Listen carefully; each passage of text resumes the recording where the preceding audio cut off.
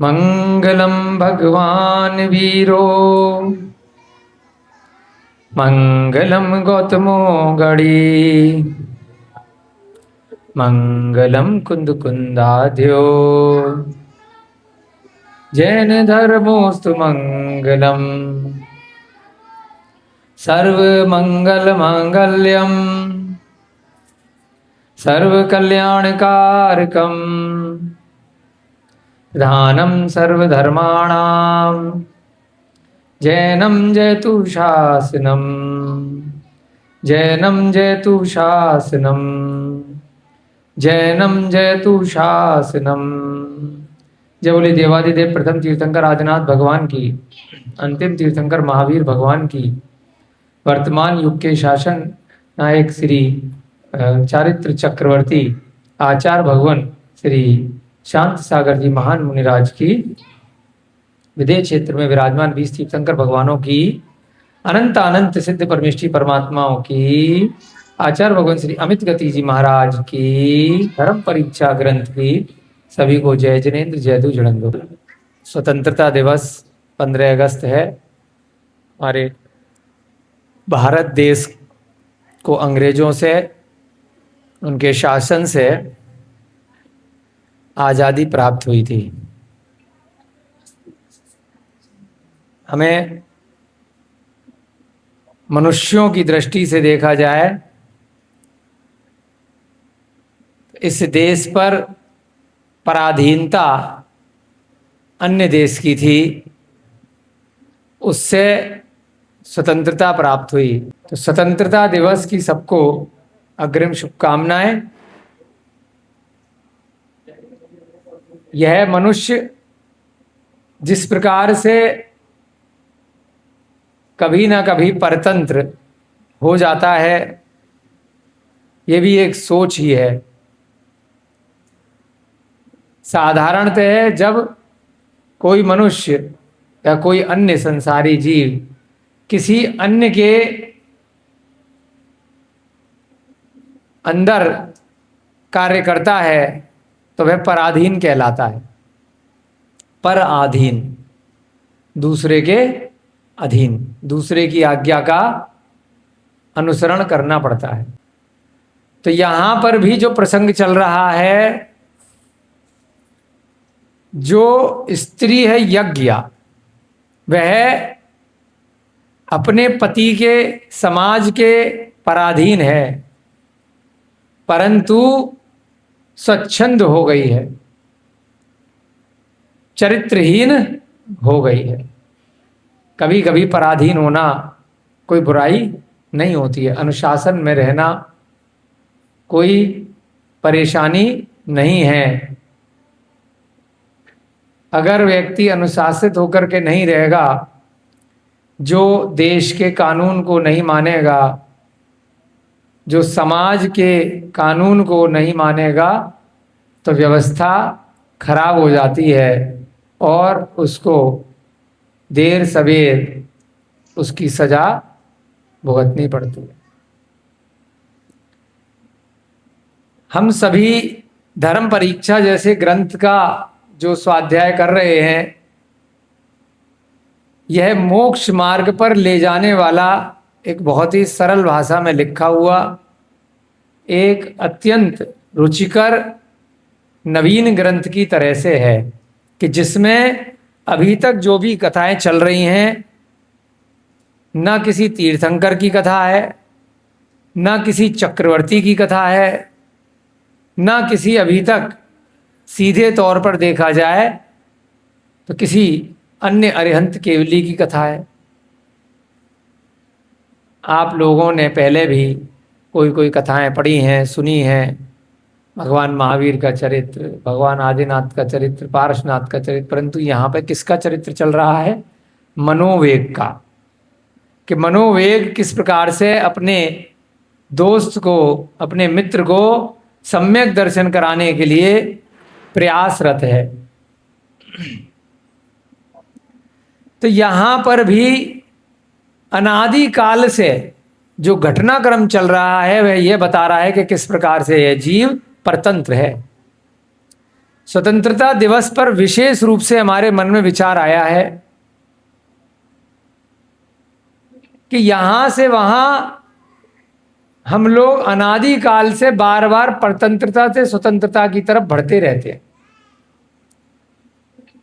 एक पक्षी है, पिंजड़े में कैद है, तोता है या अन्य कोई चिड़िया है, पिंजड़े में कैद है, अचानक से वह पिंजड़ा कभी उसको खुला मिलता है तो वह निकल जाता है खुले आसमान में।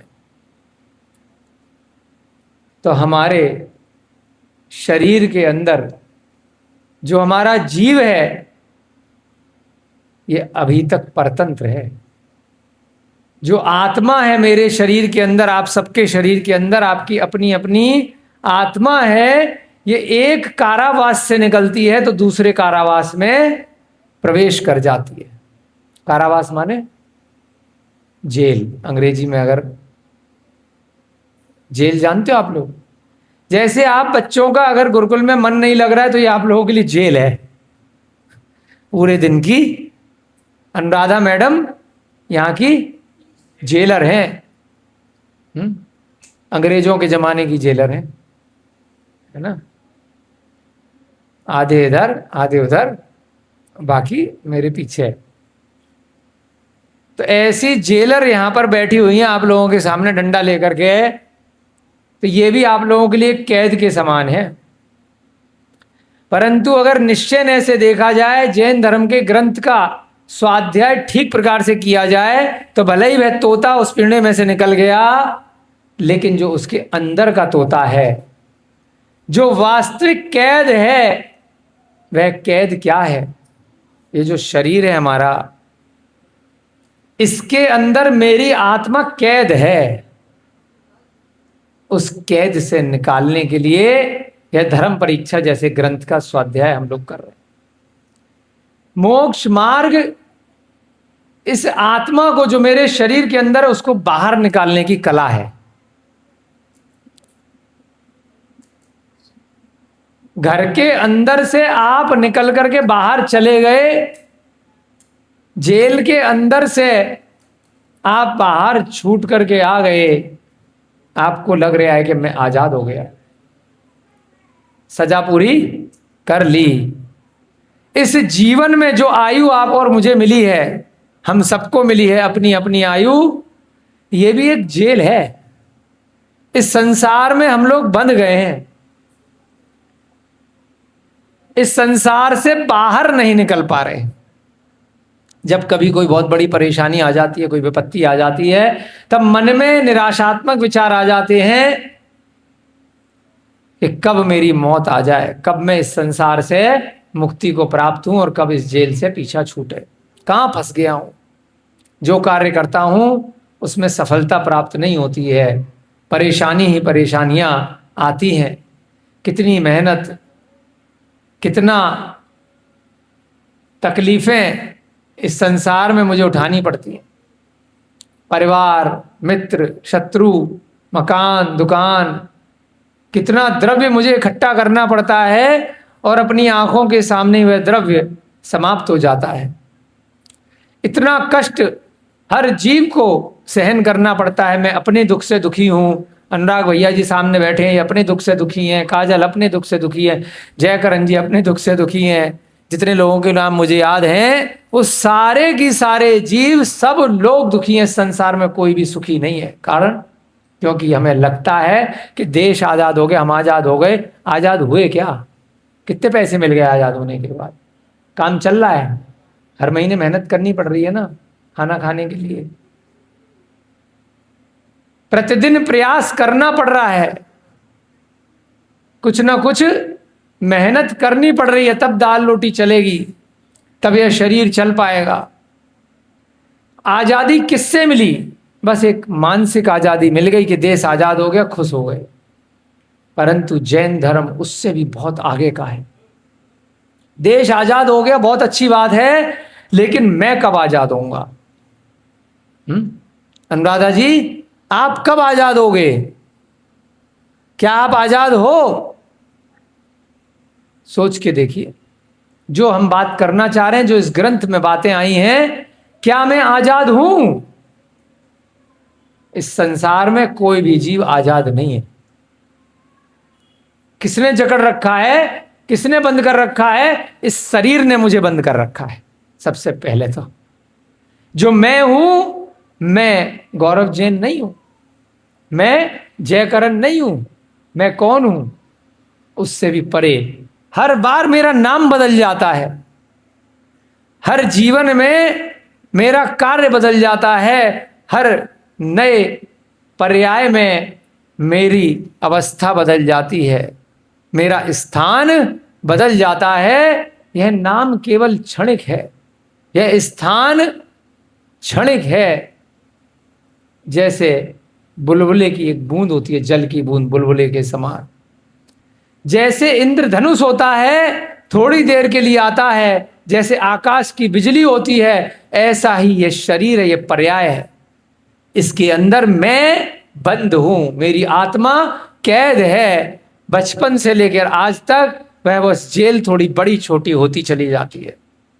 पहले मां के गर्भ में एक जेल में रह रहा था, उसके बाद जैसे जैसे शरीर बाहर निकला वो बढ़ता गया, जेल थोड़ी बढ़ गई, आत्मा भी बढ़ गई। और बाद में जब मृत्यु आई तो वह शरीर, वह कारावास भले ही छूट गया, आत्मा निकली और तुरंत एक पल के अंदर दूसरे जेल में घुस गई। इसके लिए उदाहरण आता है, बहुत सारे मुहावरे आपको प्रतिदिन सुनाते हैं। आधा मुहावरा सुनाएंगे, बाकी आप पूरा करोगे। आसमान से गिरे खजूर पे, ठीक है। हर प्रसंग में कोई ना कोई मुहावरा हिंदी भाषा का याद आ जाता है। क्या तात्पर्य है? काजल दीदी सुनाएंगी। आसमान से गिरे खजूर पे अटके। प्रतिदिन इनकी क्लास लगती है, बहुत मुहावरे इन्होंने पढ़ रखे हैं बचपन में। इसका तात्पर्य आज बताओ, बताइए। कल भी बताया था इन्होंने धोबी का कुत्ता का उदाहरण, आज बताएंगी आसमान से गिरे खजूर पे अटके। बताओ, जल्दी बताओ। सुना तो है, क्या मतलब? आप बताओ जरूर। हाँ, बीच में लटक गए। जयकरण जी के लिए थोड़ी ताली बजा दो, कुछ भी उत्तर दो, अपना लॉजिक तो लगाओ जिससे कि मन लगा रहता है। आसमान में पहुंच गए थे, किसी कारण से गलत जगह पहुंच गए थे, वहां आपका घर नहीं था, आना था धरती पर, परंतु बीच में एक पेड़ मिल गया। खजूर वर्डी क्यों आया, आम पे अटके क्यों नहीं आया?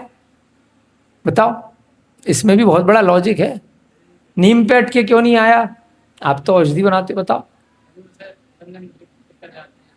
खजूर का पेड़ सबसे ऊंचा होता है, लंबा होता है। खजूर हुआ, है ना, सुपारी हुआ, नारियल हुआ, ये ऊंचे पेड़ होते हैं और उससे उतरने में दिक्कत आती है। इन्होंने कुछ कुछ सही बताया, तो इसलिए उदाहरण बनाया गया कि आसमान से गिरे, जहां जाना था वहां नहीं पहुंचे, बीच में कहीं और पहुंच गए। ऐसे ही मेरी आत्मा है, सोच रहे थे कि इस संसार से मुक्ति मिलेगी, बहुत परेशानियां थी, पंखे पे लटक गए, रस्सी बांध करके कुएं में कूद गए, पहाड़ से कूद गए, जहर का प्याला पी लिया है, गोली मार ली, लेकिन कहां लटक गए? बताओ।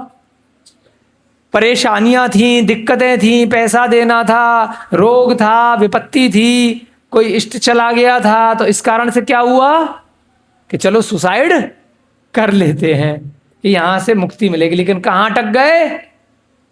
नरक में अटक गए।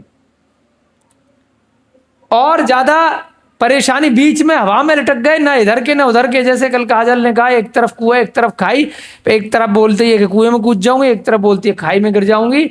लोकेंद्र जी ने बोला जब तक जीवन है कम से कम वहीं बैठी रहूंगी।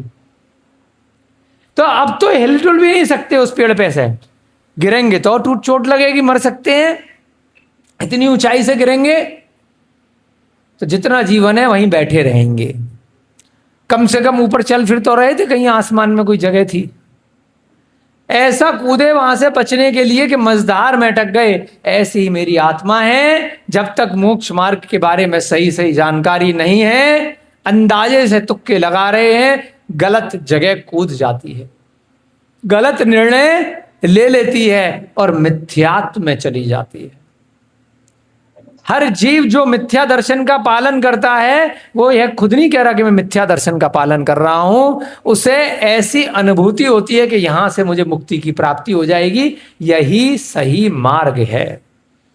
उसकी दृष्टि से वही सही मार्ग है, वही सच्चा मार्ग है, वह उसको इस संसार के दुखों से निकालने वाला मार्ग है, इसीलिए वह उस मार्ग का अनुसरण करता है। परंतु उसकी किस्मत अच्छी नहीं होती है, उसका भाग्य अच्छा नहीं होता है, जिसके कारण से वह मिथ्यात्व को सही सच्चा मार्ग, मुक्ति का मार्ग समझ लेता है और आसमान से गिर करके बीच में खजूर पर अटक जाता है। मिथ्या दर्शन के मार्ग पर बहुत संयम तप निर्जरा करने के बाद भी अकाम निर्जरा कहलाती है और वह जीव भवनत्रिक में चला जाता है। ज्योतिष देव, व्यंतर देव या भवनवासी देवों की श्रेणी में पहुंच जाता है। मोक्ष मार्ग पर जाने की बजाय बीच में अधर्म में, मझधार में ही रह जाता है। तो यह सच्चा मोक्ष मार्ग धर्म परीक्षा ग्रंथ के माध्यम से इस आत्मा को इस शरीर से निकाल करके हमेशा हमेशा के लिए मुक्ति दिलाने की एक कला बताती है, ना कि आत्महत्या सिखाती है कि दोबारा से कोई ना कोई गलत कार्य करो और मिथ्या दर्शन का पालन करो और इस संसार में यहां से निकले तो यहां फंसे, यहां से निकले तो यहां फंसे, यहां से निकले तो यहां फंसे, यहां से यहां, यहां से यहां। अभी तक मेरा जीव, आपका जीव अनादि काल से चतुर्गतियों के दुखों में नरक, त्रियंच, देव और मनुष्य इन चार के फेर में ही घूम रहा है, यहां वहां, यहां वहां, यहां वहां, यहां अनादि काल से। उसको निकालना है। स्वतंत्रता दिवस पर हम लोग जब धर्म परीक्षा जैसे ग्रंथों का स्वाध्याय कर रहे हैं तो हमें देश की स्वतंत्रता परतंत्रता से भी ऊपर उठ कर अपनी आत्मा की स्वतंत्रता की तरफ ध्यान देना चाहिए। बहुत ही गंभीर विषय है, समझना और समझाना मेरे लिए और आप लोगों के लिए इतना आसान नहीं है, परंतु धीरे धीरे करके जब स्वाध्याय में रुचि बढ़ती जाती है, धीरे धीरे करके आप लोगों का अनुशासन, आप लोगों का अपने मन पर नियंत्रण बढ़ता जाता है, तो यह विषय वस्तु बहुत आसान लगने लगती है कि क्या बात हो रही है। साधारण तौर पर आत्मा की चर्चा करना, कल्याण की बातें करना इतना आसान नहीं होता, परंतु जब समझ में आने लग जाए तो इससे आसान कुछ नहीं होता। बाकी सारा संसार, सारा व्यवहारिक ज्ञान, सारा रोजमर्रा का हम लोगों का दैनिक चर्या का जो ज्ञान है वह सब बहुत ही कठिन लगने लगता है और आत्मिक अनुभूति, आत्मिक ज्ञान बहुत आसान लगने लगता है, बहुत सरल लगने लगता है। एक समय ऐसा आता है कि आत्मा धीरे धीरे करके प्रयास करते करते इस शरीर को छोड़ करके वास्तविक मुक्ति की तरफ, सिद्ध अवस्था को प्राप्त कर लेती है, अरिहंत अवस्था को प्राप्त कर लेती है। 4 प्रकार के जो घातिया कर्म है उनका सर्वनाश कर देती है, समूल नाश कर देती है। अब वहां तक कैसे पहुंचा जाए, उसके लिए यहां पर मनोवेग तीसरी गाथा में उस स्त्री की गाथा, उस पुरुष की गाथा को बता रहे हैं, किस प्रकार से यज्ञ और यज्ञा में चक्कर हो गया, परंतु कैसा चक्कर हो गया कि विवाह दोनों का नहीं हुआ है। विवाह हुआ है भूतमती के साथ में यज्ञा का, और यहां पर चक्कर किसका चल रहा है, 2 युवा हैं, क्योंकि जो ब्राह्मण साहब हैं, जो भूतमती जी हैं, उन्होंने 20 साल की लड़की से शादी कर ली और खुद 80 साल के बूढ़े बाबा हैं। मथुरा नगरी में 4 महीने का चतुर्मास करने के लिए पहुंच गए हैं। पुंडरीक महायज्ञ वहां पर चल रहा है, आने का दिन तय हो गया है, वापसी आ रहे हैं। तभी जो आशिक और आशिकी चल रही थी वहां पर उनकी पत्नी के साथ में उनके यहाँ रहने वाले गुरुकुल के एक बालक की, एक युवा अवस्था में, एक तरह से सेवक कह सकते हैं, जिनको उन्होंने निर्धन जान कर अपने पास रख लिया था कि इसको पढ़ाऊंगा लिखाऊंगा और बाद में विद्वान बनाऊंगा। परंतु उसने जिस थाली में खाया, क्या नाम तेरा है, क्या नाम है, जयवीर के लिए तालियां बजाओ। ये इसने मुहावरा पूरा कर दिया, आप लोग तो सोच भी नहीं पाए, है ना। गुरुकुल के बच्चों की, टीचर के लिए भी तालियां बजा दो, दादाजी के लिए, इनके ज्ञान से। जिस थाली में खाया उस थाली में छेद कर दिया। अब इसका फिर से अर्थ बताएंगी हमारी काजल बहन जी, बताओ बताओ। जिस थाली में खाया उसमें छेद करना, है, कहाँ है दिमाग? बताओ, कुछ भी उदाहरण दो जो मन में है, इसका मतलब बताओ। हम्म? अनुराग जी बताओ। जिस थाली में खाया उसमें छेद कर दिया। आप बताओ चंद्रेश जी। हाँ, कुछ कुछ अपनों को दो। जिस थाली में खाया, यानी कि आप जिस थाली में भोजन कर रहे हैं उसमें आपने अगर छेद कर दिया, तो दाल है, सब्जी है ना, जूस है, पानी है, वो बह जाएगा ना, तो आप खा तो नहीं पाओगे। यानी कि जिसने आपके ऊपर विश्वास किया, भरोसा किया, जिसका नमक खाया, उसके साथ नमक हलाली करी। नमक है ना, नमक हलाल पिक्चर आई थी ना। नमक खाया का तात्पर्य जिसकी वजह से आपका भोजन चल रहा है, आपका घर चल रहा है, जहां रोजगार करते हो, है ना, जिनके यहाँ काम करते हो, उनको धोखा देना।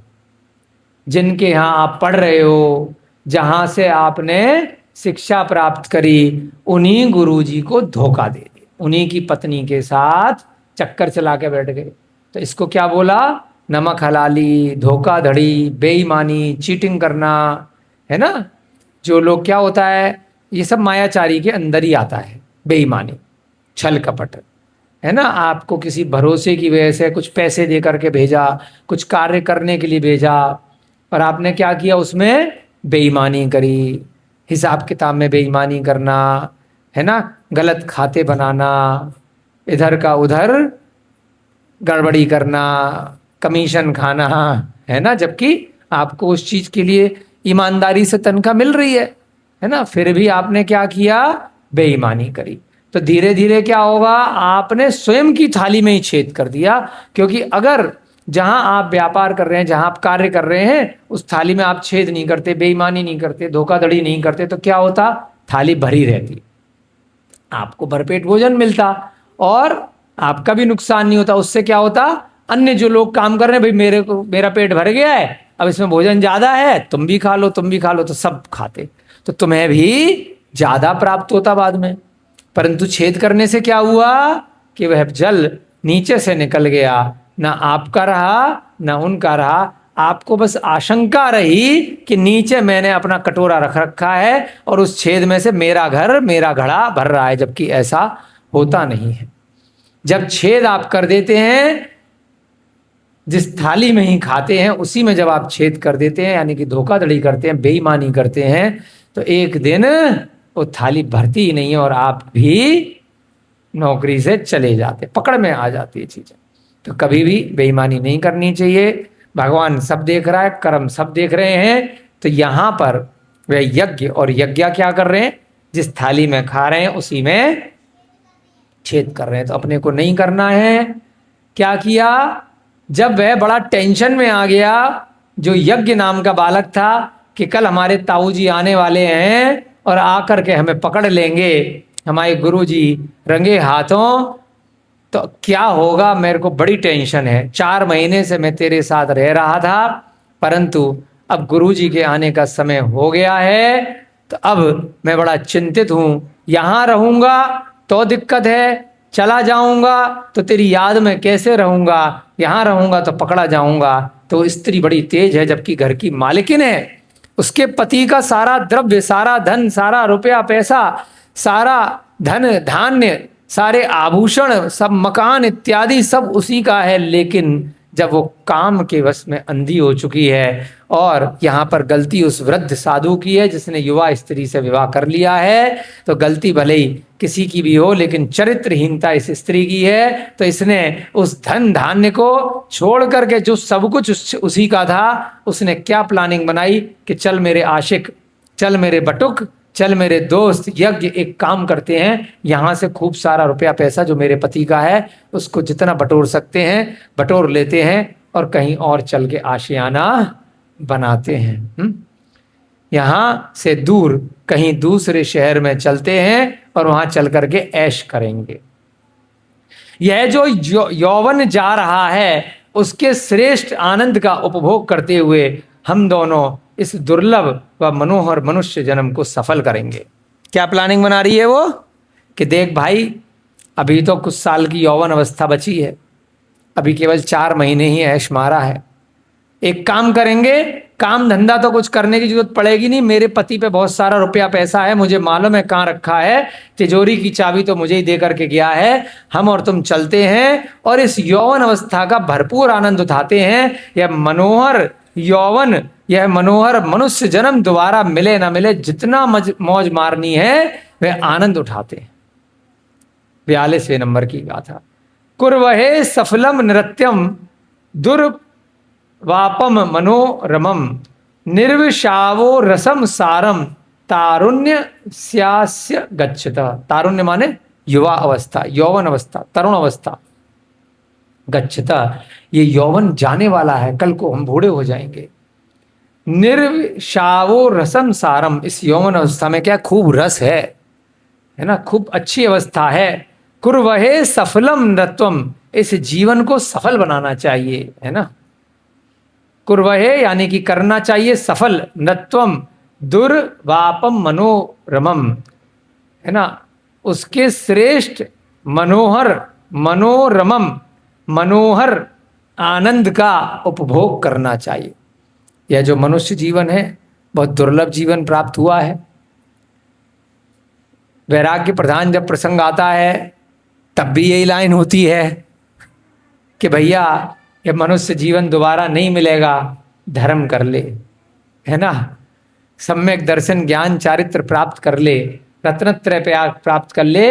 भोगों में पता नहीं कितने जीवन निकाल दिए, मृत्यु, जन्म, जरा, फिर मृत्यु, फिर जन्म, फिर जरा, जरा माने बुढ़ापा, पैदा होना, बुढ़ापा आना, मृत्यु आना, ये अनादि काल से अनवरत बिना रुके हुए चलती जा रही है। कितनी बार पैदा हो गए और कितनी बार मर गए। तो जो संसारी जीव होते हैं, जो मिथ्यात्व का पालन करने वाले जीव होते हैं, उनको इसी जीवन में आनंद आता है। तो वो क्या कहते हैं कि जीवन लूटो खाओ मौज लो, दोबारा नहीं मिलने वाला। जितनी भी इस संसार में वस्तुएं हैं मेरे उपभोग के लिए बनी है, चाहे जानवर बने हैं, चाहे पशु पक्षी बने हैं, चाहे मनुष्य बने हैं, वो प्रताड़ित करने के लिए बने हैं। उनको खाओ मौज लो, खूब आनंद लो। जितना भी संसार में चाट पकौड़ी की ठेल लगी हैं वो मेरे लिए बनी है, सारी मुझे खानी है। जैसे शादी में 440 पकवान हैं, सारे मुझे आज खा करके जाने, एक भी चीज छूटनी नहीं चाहिए। चाहे 2.5-3 घंटे तक चढ़ते रहो चढ़ते रहो। इतने स्टॉल लगाए हैं सामने वाले ने, एक भी छूटना नहीं चाहिए। और घर में तो एक दाल रोटी सब्जी से काम चल जाता है, लेकिन वहां जाकर के कितनी भूख लग जाती है। हमने खुद भी देखा, जब हम शादियों का खाते थे 30-40 आइटम तो खा ही लेते थे। कहां से इतनी भूख आ जाती है समझ में नहीं आता है। शारीरिक नहीं होती, मानसिक होती है ना। अकेले गोलगप्पे पे ही 10-15 गोलगप्पे व्यक्ति खा जाता है, उसके बाद लाइन से 25-30 स्टॉल अगर किसी ने लगाए हैं तो थोड़ा थोड़ा खाएगा, लेकिन खाएगा जरूर। और जितने आइटम उसके खाने में लगे हुए वो सब भी खाएगा। 90% लोग ऐसे होते हैं जो सारे आइटम चख करके आते हैं। 5 तरह की मिठाइयाँ हैं तो 5 खा के आएगा, 10 है तो 10 खा के आएगा, छूटनी नहीं चाहिए। ऐसे ही संसार में संसारी जीवों की स्थिति है कि जितनी भी वस्तुएं दिखाई दे रही हैं और अगर आपके जेब में पैसा है, अगर आप सक्षम हो तो आप क्या बोलोगे, मेरे उपभोग के लिए हैं, कि मैं इनको कैसे आनंद प्राप्त कर सकता हूं, कैसे इनको भोग सकता हूं। अनादि काल से जितनी बार मेरा जन्म हुआ है, जितनी बार मेरा मरण हुआ है, मैं बार बार यही सोचता हुआ आ रहा हूं कि मेरी इंद्रियों की विषय वासनाओं की तृप्ति कैसे हो, कैसे मैं जो भी मेरे सामने कोई भी द्रव्य उपलब्ध है, अगर मेरे पास पैसे हैं, मेरे पास ये चीज होनी चाहिए, है ना। हमारे लोकेंद्र बाबू कहते हैं मेरे पास पैसे हैं, नहीं है तो लोन से ले लेंगे। आईफोन आया है 2.5 लाख का तो चाहिए, गाड़ी आई है 50 लाख की, 5 करोड़ की, तो मैं सक्षम हूं, लोन दे करके भी खरीद सकता हूं, या वैसे तो मुझे चाहिए। कौन खरीदता है महंगी वस्तुएं? जिसके पास उस चीज की सक्षमता होती है। लेकिन उसकी इच्छाएं भी कभी खत्म नहीं होती। जितना पैसा आएगा व्यक्ति उतना ज्यादा इच्छा करने लगेगा और उसकी उतनी ज्यादा परेशानियां बढ़ती जाएंगी। कोई भी संतुष्ट नहीं है इस संसारी अवस्था में, ना मनुष्य, ना पशु, ना नारकी, ना देव। जितना उसके पास रिद्धियां आ गई, जितनी सिद्धियां आ गई, जितना धन आ गया, जितनी सक्षमता आ गई, तुरंत उसने अपना लेवल बढ़ा लिया। एक गाड़ी थी और पैसे आ गए, दो होनी चाहिए, और आ गए और होनी चाहिए। एक मकान था और पैसे आ गए, और होना चाहिए। एक कपड़े में रह रहा था और आ गए, और होना चाहिए। वो उसकी पहचान, उसकी वस्तुओं की इच्छाएं बढ़ती चली जाएंगी, वह कभी भी तृप्ति को प्राप्त नहीं होता है। यहां पर भी वह स्त्री यही कह रही है कि यह मनुष्य जीवन दुर्लभ है, लेकिन उल्टी तरह से सोच रही है, अधार्मिक होकर के सोच रही है। संसार से निकलने के लिए नहीं सोच रही, संसार में फंसने के लिए सोच रही है कि लूटो खाओ मौज लो, दोबारा ये जीवन मिलेगा या नहीं मिलेगा। इस जीवन का भरपूर आनंद लो, इंद्रियों की विषय वासनाओं की पूर्ण रूप से तृप्ति करो, और यहां से पैसा इकट्ठा कर करके मनोहर इस मनुष्य जीवन को हम दोनों सफल बनाते हैं, कहीं दूर चल लेते हैं। तारुण्य अवस्था या युवा अवस्था दोबारा नहीं मिलने वाली है। और बाहुबली भगवान के काल में, भरत भगवान के काल में आदिनाथ भगवान क्या कह के गए थे कि बेटा पंचम काल आएगा है। उस पंचम काल में तरुण अवस्था बहुत थोड़े दिनों की होगी, मात्र 120 साल अधिकतम आयु इस पंचम काल में रहेगी। अभी तो 100 से ऊपर कोई चला जाए तो बहुत बड़ी बात होती है। तरुण अवस्था 10-15 साल की अधिकतम रहेगी। 20 साल से लेकर के कितनी अवस्था तक? 35 अवस्था तक मैक्सिमम। 35 के बाद आदमी अधेड़ में आने लग जाएगा, और 45 के बाद धीरे धीरे बुढ़ापे की तरफ जाने लग जाएगा। 50 के बाद तो फिर कब अटैक पड़ जाए, 60 के बाद जो 70-80 में चला जाए तो लॉटरी है इस पंचम काल में। तो युवा अवस्था वो बाहुबली भगवान के काल में आदिनाथ भगवान बता गए कि इस पंचम काल में युवा साधु होंगे। अगर धर्म कोई कर पाएगा तो यही 15 साल से लेकर के 30 साल के बीच में ही मोक्ष मार्ग पे लग जाओ तो लग जाओ, नहीं तो उसके बाद इतनी बीमारियां लग जाएंगी, इतनी अधेड़ अवस्था आ जाएगी कि बीवी बच्चे नहीं जाने देंगे, आपको धर्म कार्य नहीं करने देंगे। उल्टी खोपड़ी चल रही है यज्ञा की। वो कह रही है कि युवा अवस्था में अधर्म के कार्य करो और खूब आनंद से रहो, और सीधी खोपड़ी चलती है जिनकी, वो कहते हैं भैया धर्म कर लो, है ना। अब पछताए क्या होत। हाँ, एक मुहावरा और याद आ गया, जब चिड़िया चुग गई खेत। जब खेत में से सारा की सारा जो भी अन्न लगाया था, गेहूं चावल इत्यादि, चिड़िया चुक्के हो गई, वह जब खेत खाली हो गया, उसके बाद लाठी पकड़ के भगाने से क्या होगा? उससे पहले भगा लो, उसके बाद कुछ नहीं कर सकते। जब बुढ़ापा आ गया उसके बाद धर्म करने की स्थिति नहीं रहेगी। तो जब खेत चिड़िया चुग गई, अब पड़ गए बेड पे, अब खाट पे, अब पछता, अरे उस समय कर लिया होता, तब ये हो जाता, तब वो हो जाता। अब कुछ नहीं कर सकते। धर्म की सही उम्र इन बच्चों की है, जो पहले से इनको अगर बता दिया जाए तो सही समय सही उम्र में यह संस्कारित होकर के गलत कार्यों में प्रवृत्ति नहीं करेंगे।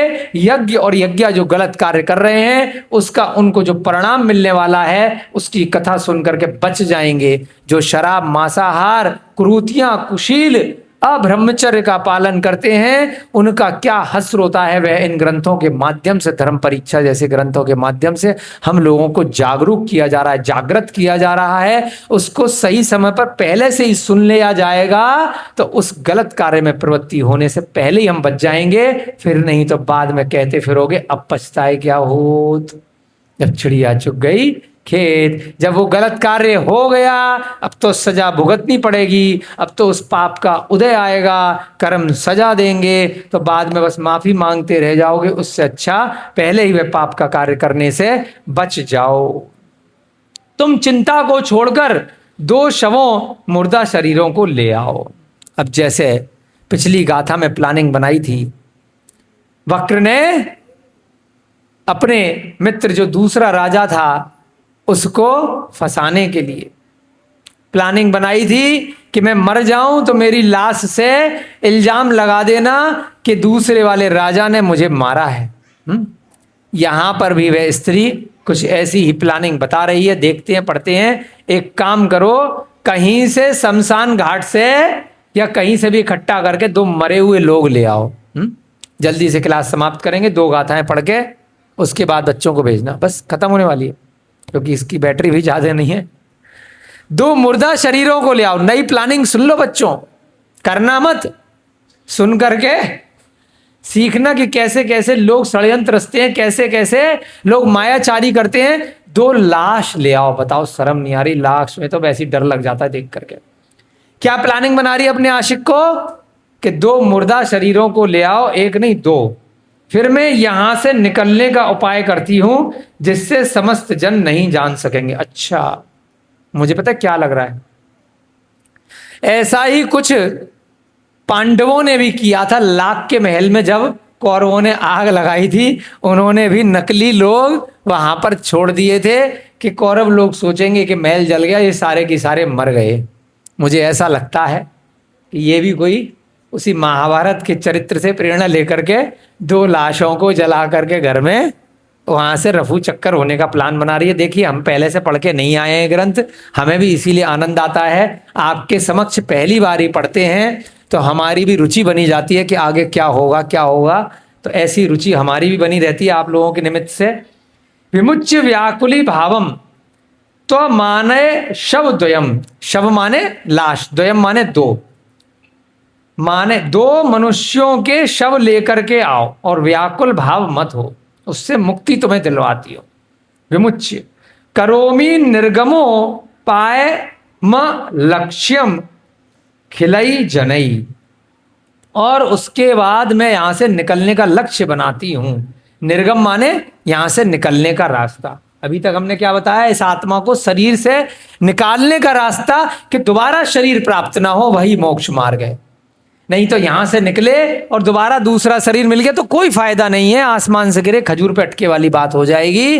तो मोक्ष मार्ग क्या है कि यहां से ऐसा निकलो, ऐसा निकलो कि ऐसा निकलो कि आखिरी बार निकलो, कि दोबारा किसी शरीर में प्रवेश न कर पाओ, न चींटी के, न हाथी के, न किसी अन्य त्रियंच के, और न नारकी के, न देव के, न दोबारा किसी मनुष्य के। एक बार निकलो तो ऐसा निकलो कि सीधे सिद्ध अवस्था में पहुंच जाओ। आत्मा ही आत्मा वह सिद्ध शिला पर अनंत काल के लिए अवस्थित हो जाए। तो ऐसी अवस्था को बोलते हैं मोक्ष अवस्था, सिद्ध अवस्था।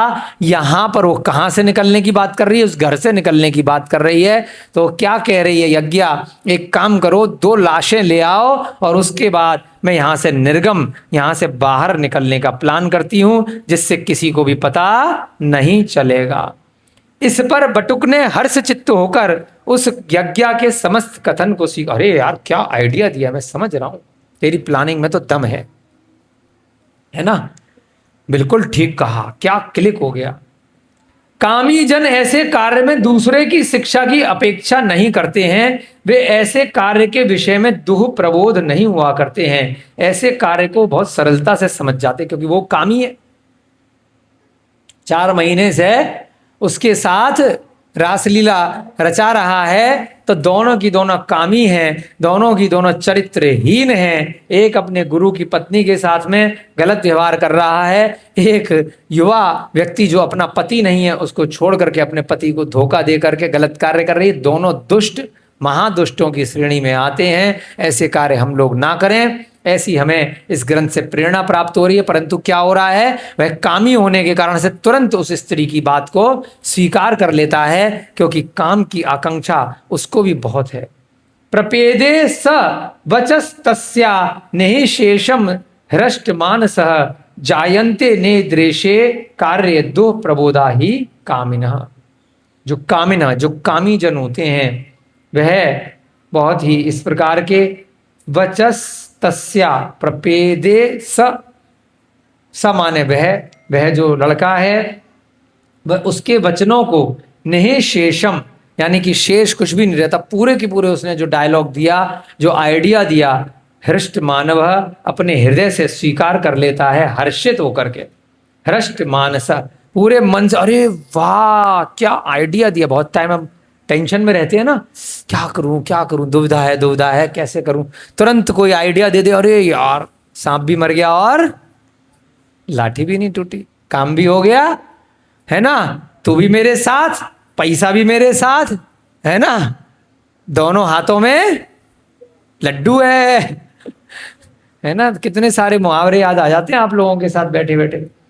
ठीक है, तो यहां पर क्या कहा, जायन्ते नेद्रेशे कार्य दो प्रबोधा ही कामना, कि वह कामी होने के कारण से, है ना, ऐसा शिक्षा की अपेक्षा नहीं करता है, उसको दूसरी उल्टी शिक्षा बहुत आसानी से समझ में आ जाती है। तत्पश्चात वह रात्रि में जाकर के 2 मृत शरीरों को ले आया। अब कहां से लाएगा भैया, वो तो मुझे नहीं मालूम, या तो शमशान से उठा के ले आया होगा कहीं पर, है ना, या किसी को मार मूर आया होगा, पता नहीं क्या किया। रात्रि में गया और 2 लाश ले आया। स्त्रियों की प्रार्थना करने पर मनुष्य कौन से साहस को नहीं करता है ना। सोच लो, आपके पतिदेव करते हैं? स्त्री अगर कोई कार्य बोल दे तो शायद ही संसार में कोई व्यक्ति होगा जो मना कर दे। हम भी करके आते हैं, कोई ऐसी दिक्कत वाली बात नहीं है, सब स्वीकार करना पड़ता है भाई, संसारी जीवन है। नहीं स्वीकार करेंगे तो ज्यादा दिक्कत आएगी, इसलिए सहर्ष स्वीकार कर लेते हैं। ऐसा ही वो उसका आशिक, पता नहीं कैसी उसकी दुर्बुद्धि थी, स्त्री के कहते ही 2 मृत शरीर को रात्रि में जाकर के कहीं से ले आया। मनुष्य कौन से साहस के कार्य को नहीं कर लेता है, वह उनकी प्रार्थना पर भयानक से भयानक कार्य करने में भी उद्यत हो जाता है, कितना भी भयंकर कार्य हो। बस एक गाथा और है, फिर छुट्टी कर देंगे, आप लोग परेशान हो रहे हैं, समझ रहे हैं। आनी नाय त्र्या माया स गत्वा मृत का द्वयम। स गत्वा, वह गत्वा माने जाता है, मृतक द्वयम, मृतक माने मरे हुए, द्वयम माने 2 लोग। त्र्या मायाम, आनी नाय, है ना, आनी नाय त्र्या माया, यानी कि यहां पर इससे ऐसा लग रहा है इसका तात्पर्य है रात्रि में, रात्रि के समय जाकर के वह 2 मृत शरीर ले आता है। अभ्यथृतो नरः स्त्री भी, नरः माने पुरुष, स्त्री भी माने स्त्री के, कुरुते किम न साहसम, स्त्री के कहने पर, कुरुते माने कार्य, किम क्या, न माने नहीं, साहसम कितना भी भयानक कार्य हो वो स्त्री के कहने पर कर डालता है। उसको पता नहीं कहां से इतनी शक्ति आ जाती है, कहां से इतनी एनर्जी आ जाती है। स्त्री जब अपनी उंगली पे नचाने लगती है तो कूद जाता है, एक खा ले खा जाता है, कुछ भी कर लेता है। तब यज्ञ ने उनमें से एक मृत शरीर को द्वार पर और दूसरे को घर के भीतर रखकर सब धन को ले लिया और घर में आग लगा दी। देखो अंदाजा लग गया था मैं, हम भी अवधि ज्ञानी हो गए थोड़े से आप लोगों के साथ। आगे की गाथा पहले से ही पता चल गई, क्योंकि पहले हमने महाभारत की गाथा सुन रखी थी, वहीं से इसको प्लानिंग मिली होगी। एक गेट पे क्यों रखा, क्योंकि पति बोल करके गया था कि द्वार के पास में इसको सुलाना और अंदर तुम रहना। तो द्वार के पास एक लाश रखी और घर के अंदर एक लाश रखी। जलने के बाद तो पता ही नहीं चल पाएगा, काली काली हो जाएगी, पता ही नहीं चलेगा कि स्त्री है कि पुरुष है कि क्या है, उसे लगेगा कि दोनों मर गए। और घर में, अपने ही घर में आग लगा दी। देखो कितना दुष्चरित्र है स्त्रियों का। एकम सा मृतकम द्वारे, एकम माने एक, सा माने उसने, मृतकम द्वारे, एक लाश कहां रखी, गेट पर रखी, द्वार पर। गृहस्य अभ्यंतरे परम, गृहस्य अंतरे यानी कि अभ्यंतरे, अभ्यंतर माने अंदर, एक लाश कहां रखी, घर के अंदर रखी। निक्षिप्य द्रव्य मादाय, द्रव्य मादाय माने बहुत सारा धन पोटली में भर लिया। ज्वाल या मासाय मंदिरम, ज्वाला माने माचिस की तिल्ली, पेट्रोल छिड़क करके। मंदिरम, मंदिरम का तात्पर्य पहले ही बताया था, एक मंदिर होता है चैत्यालय, और एक मंदिर घर के लिए भी आता है। तो अपने ही घर में आग लगा दी। कितनी खतरनाक स्त्री है, हे भगवान, पागल है। चलो कोई बात नहीं, मूर्ख कौन है, जो पति है जो ऐसी स्त्री से शादी कर ली। तो पहले भी आया था, वो एक ना एक दिन आपको बर्बाद करेगी। वो बेचारा रुपया पैसा इकट्ठा करने के लिए 4 महीने प्रवचन दे करके आ रहा, खूब मेहनत कर रहा है विधान, और जितना पूरी जिंदगी में कमाया 80 साल में, सारा की सारा एक माचिस की तिल्ली में घर भी जला दिया। और वापस आएगा, देखेगा पत्नी भी गई, घर भी गया, पैसा भी गया, सब टाए टाए फिस। गलती किसकी, पंडित जी की। कि लाया क्यों ऐसी स्त्री, है ना, जो युवा स्त्री से शादी क्यों करी भाई। चलिए, आपका आज का स्वाध्याय का समय हो रहा है। कल स्वतंत्रता दिवस, आप लोग अच्छे से प्रोग्राम करेंगे। जय बोले महावीर भगवान की, अनंत अनंत सिद्ध परमेष्ठी परमात्माओं की। सभी को जय जनेन्द्र, जय दू झड़प।